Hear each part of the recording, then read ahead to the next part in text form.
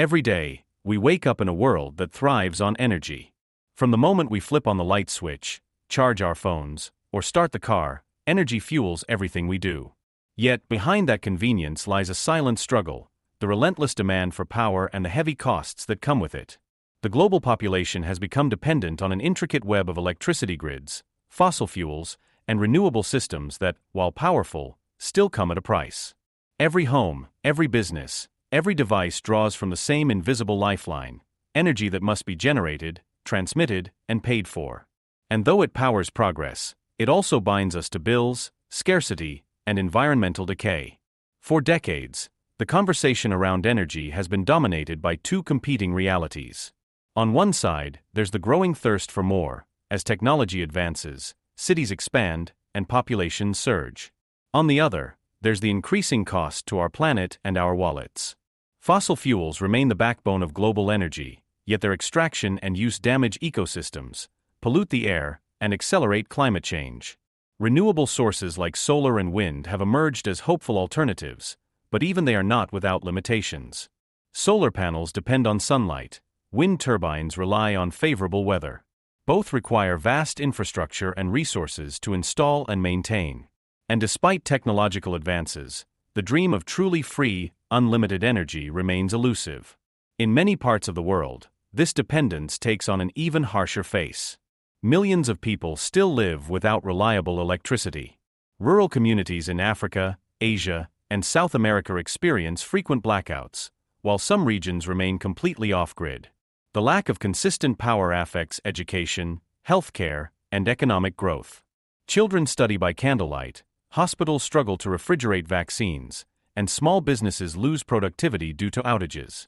In these places, energy is not just a commodity, it's a lifeline that can mean the difference between advancement and stagnation. Meanwhile, in developed nations, energy costs continue to climb. Households face rising utility bills, and industries spend billions to keep operations running. The push toward electric vehicles, smart homes, and AI-driven infrastructure, while revolutionary, only increases the pressure on existing grids. Governments and corporations scramble to find sustainable solutions, yet most of these efforts still rely on centralized systems that are expensive to build and maintain. This ongoing cycle has created a paradox. In a world bursting with innovation, the foundation of all modern life, energy, remains costly, controlled, and unevenly distributed. It's within this backdrop that the idea of free energy feels so powerful. The notion that humanity could one day harness energy without burning fuel, without depending on nature's moods, and without paying monthly bills borders on the miraculous. Yet it's precisely this idea that has inspired countless inventors and dreamers over centuries. From Nikola Tesla's early experiments with wireless power to modern pursuits in quantum energy and zero-point fields, the search for an infinite energy source continues to ignite both imagination and controversy. The problem isn't just scientific, it's systemic. The global economy is built around the exchange of energy for profit, and anything that threatens that structure faces resistance. Still, the dream persists, because every person, regardless of wealth or geography, understands what it would mean to live in a world where power is abundant, clean, and free. He was during one of those late-night deep dives into the world of unconventional inventions that I first stumbled upon the name Maxwell Chikumbutso.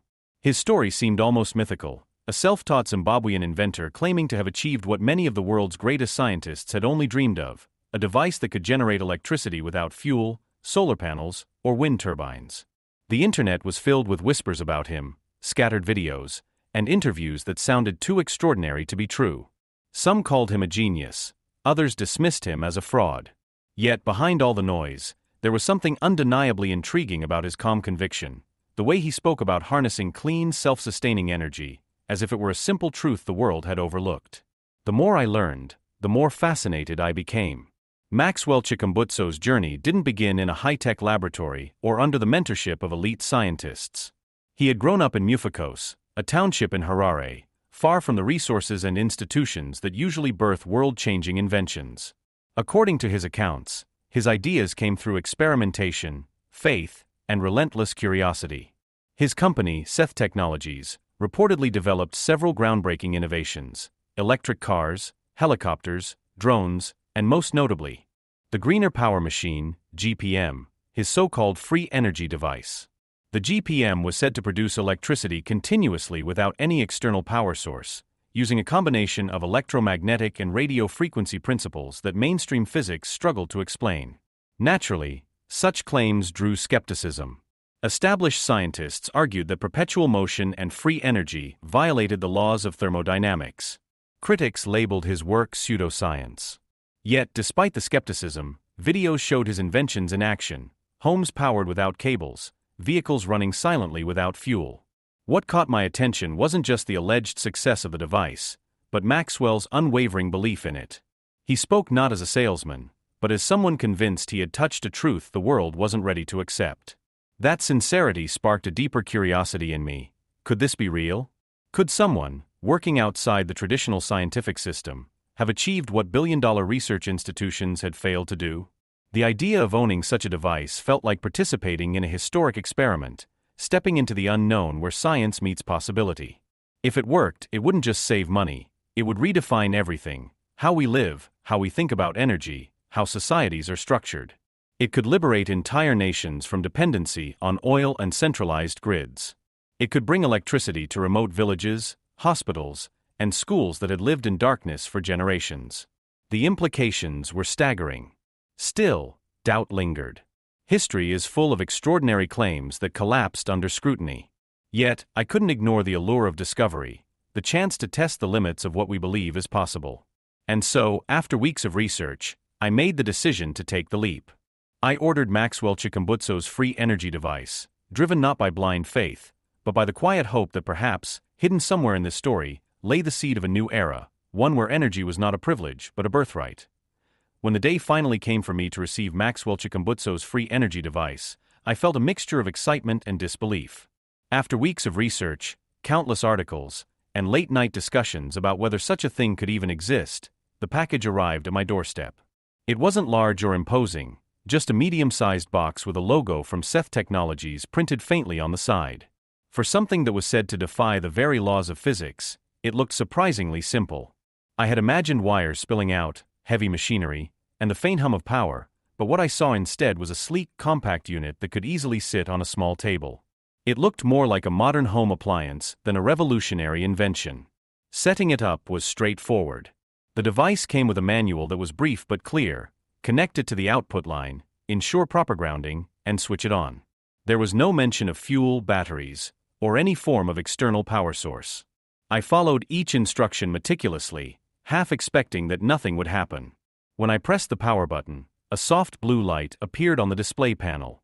A faint vibration ran through the casing, followed by a steady hum, as if the machine had come alive. Still, the true test lay ahead: whether it could power something tangible. He started small. I plugged in a desk lamp, and to my surprise, it flickered on immediately. I watched in stunned silence, waiting for it to dim or fail, but it didn't. Next came my laptop, then my television, and finally, a small refrigerator. Each device ran smoothly. The energy flow seemed stable, and there was no visible strain on the machine. I checked for hidden batteries, wires, or backup systems, but found none. It was hard to accept what I was seeing. Was it really generating energy on its own? My logical mind fought with what my eyes were witnessing. Over the next few hours, I monitored the system closely, expecting some form of interruption or overheating. But the hum remained constant, the devices kept running, and nothing seemed to falter. It felt surreal, as though I had stumbled into the future by accident. The realization began to sink in: if this was real, it could change everything. My thoughts raced through the implications: homes powered independently, entire communities freed from unreliable grids, and industries reimagined around limitless, clean energy. It was almost too much to take in. When night fell, I decided to take the boldest step of all. He disconnected Mayomet's main power supply from the national grid and let the device take full control. The lights flickered briefly, then stabilized. My home remained illuminated, the refrigerator hummed quietly, and the air conditioning continued to run. Hours passed, then the entire night, and still, the energy flowed uninterrupted. It wasn't just working, it was flawless. I sat there in the glow of the lights, feeling a mix of wonder and disbelief, realizing I was witnessing something that could reshape everything I thought I knew about power and possibility. The following days were filled with a strange mixture of awe, curiosity, and quiet disbelief. Each morning, I would wake up expecting the lights to be off or the machine to have stopped working, but every time I checked, the device was still running perfectly. There were no fluctuations in brightness, no irregular sounds, and no signs of strain. It produced a steady flow of electricity without any visible fuel source. It didn't even seem to get warm. I tested it in every way I could think of, connecting more appliances, running them continuously, monitoring voltage and output, even leaving the system on through storms and power surges, but it never faltered. It was as if the machine had an endless reservoir of energy hidden somewhere within it. At first, I was cautious about telling anyone. The claims sounded too outrageous to be believed. How could I explain that a small device, no larger than a microwave, was running my entire house without being plugged into anything? Eventually, curiosity got the better of me, and I invited a few close friends who were engineers and technicians to come and see it for themselves. I wanted a second opinion. Perhaps I was missing something obvious. They arrived with skepticism written all over their faces, carrying tools, meters, and notebooks. I stepped back and let them inspect everything freely. They checked the wiring, opened the casing, traced every visible connection, and even scanned the room for hidden sources of power. Yet, after hours of testing, none of them could find an explanation. Their initial confidence slowly turned into quiet amazement. "It shouldn't work," one of them muttered, shaking his head. "But it does." Another suggested that perhaps there was an internal battery, but even after running continuously for days, no sign of power depletion appeared. The output remained stable. We logged data over several days. The readings didn't fluctuate. The numbers held steady, defying every known rule of electrical engineering they had studied. It was a moment suspended between science and mystery.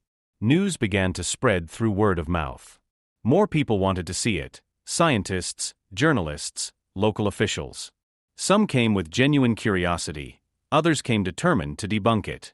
A few were open-minded, but most arrived with folded arms and skeptical eyes. They ran their own tests, measured electromagnetic fields, and asked endless questions. Some left scratching their heads in confusion, others dismissed it as a clever illusion. One scientist remarked that if the device was genuine, it would be the most significant invention since electricity itself. Despite the mixed reactions, one fact remained unshakable: the device continued to function. Days turned into weeks, and it kept producing energy with the same calm precision as on the first day. I began to realize that what I was witnessing wasn't just about saving electricity, it was about challenging the boundaries of what we thought possible. It was proof that innovation could come from unexpected places and that perhaps, somewhere in the unknown, lay a new understanding of energy waiting to be discovered. As word of the device spread, reactions began to pour in from every direction, and they could not have been more different. Some people were astonished, eager to believe that a breakthrough in free energy had finally been achieved. Others scoffed, calling it a scam, a trick designed to fool the hopeful and the gullible. My phone was flooded with messages: journalists wanting interviews, engineers asking for data, and skeptics demanding proof. The more attention it attracted, the more divided the responses became. What had started as a quiet personal experiment quickly turned into a storm of debate that seemed to touch every corner of the scientific and technological community. A group of local engineers volunteered to perform more thorough tests. They brought professional-grade instruments and carefully measured the device's performance over several days. Their conclusion was cautious but consistent. The output remained steady and far exceeded what any hidden battery or internal storage could explain. Yet even as the evidence piled up, the scientific establishment remained silent. Some experts refused to engage, claiming the claims violated fundamental laws of thermodynamics and thus didn't deserve serious attention. Others were more open-minded but hesitant to risk their reputations by publicly supporting something so controversial. It was as if the discovery existed in a strange limbo, too extraordinary to ignore, yet too disruptive to fully accept. Social media amplified the controversy. Videos of the device in operation went viral, and comment sections filled with heated arguments. Supporters called Maxwell Chikumbutso a visionary, a genius who was being suppressed by the powerful interests that profited from the global energy industry. Skeptics labeled him a fraud exploiting hope and misunderstanding. Online debates turned emotional, with people quoting science, faith, and conspiracy in equal measure. Some even claimed that corporations and governments would do anything to silence him if his invention threatened the energy economy. The narrative became bigger than the device itself. It became a symbol of innovation versus control, of independent creation versus institutional power. Meanwhile, the media picked up the story with mixed enthusiasm. Local outlets in Zimbabwe praised Maxwell as a national hero, a beacon of African innovation. International networks approached the subject cautiously, often using words like alleged, claimed, and unverified. Some journalists who visited his workshop in Harare returned impressed by what they saw, but without the technical expertise to validate it fully. Scientists interviewed on television gave the same cautious response: extraordinary claims require extraordinary evidence. In the midst of all this, I realized how difficult it is for revolutionary ideas to find acceptance. History is full of examples. Discoveries once dismissed as impossible later became foundational truths. Yet every breakthrough begins with someone daring to question what everyone else takes for granted. The debates surrounding Maxwell's invention reminded me that progress doesn't come quietly. It comes through challenge, friction, and disbelief. Whether the world was ready or not, something remarkable had been revealed, a spark that forced people to rethink what energy, science, and possibility truly mean. The experience with Maxwell Chikumbutso's device taught me more than any book or experiment ever could about the nature of innovation and human possibility. As the discussions, debates, and investigations continued, I began to realize that the true power of what I had witnessed wasn't just in the electricity that flowed endlessly from the machine, it was in the idea that someone somewhere dared to imagine it in the first place. Whether people believed in it or not, the invention represented the kind of fearless creativity that has always driven human progress. Every great advancement, from flight to wireless communication, began with someone being told it couldn't be done. And yet, time and again, those impossibilities became realities. In Maxwell's story, I saw the same pattern repeated, a visionary working far from the world centers of science, defying both circumstance and convention. His belief in the power of human ingenuity wasn't built on complex theories or institutional support but on conviction, perseverance, and faith in his own ideas. It reminded me that innovation often doesn't come from polished laboratories or elite universities. It comes from ordinary people who refuse to stop questioning. The world tends to resist anything that challenges its comfort zones. The stronger the idea, the greater the resistance. But the fact that people were talking, arguing, and thinking differently because of his work was proof that the invention had already achieved something profound. It had sparked imagination. Watching how the debate unfolded, I noticed how easily skepticism can mask fear. People fear what they don't understand, especially when it threatens established systems. A device that could generate free, unlimited energy doesn't just challenge science, it challenges economics, politics, and power. It threatens industries built on control and consumption. The thought that one small machine could disrupt global structures is both thrilling and terrifying. That, perhaps, is why so many were quick to dismiss it. But for me, that very resistance became a measure of its potential. History's greatest ideas often begin as heresy before they are accepted as truth. Over time, my perspective shifted from seeing the device as a product to seeing it as a symbol, a metaphor for the untapped genius that exists in every corner of the world.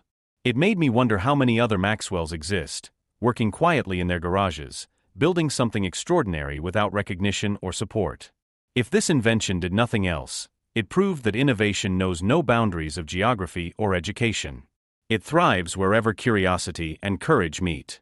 The real lesson wasn't about free energy at all, it was about the power of belief and imagination. Whether the machine could be replicated or not, it opened a door in the mind, a realization that limits are often self-imposed. I learned that progress begins not with certainty, but with the willingness to dream, to experiment, and to fail until something new is born. That is the true energy that moves the world forward, the free energy of human potential.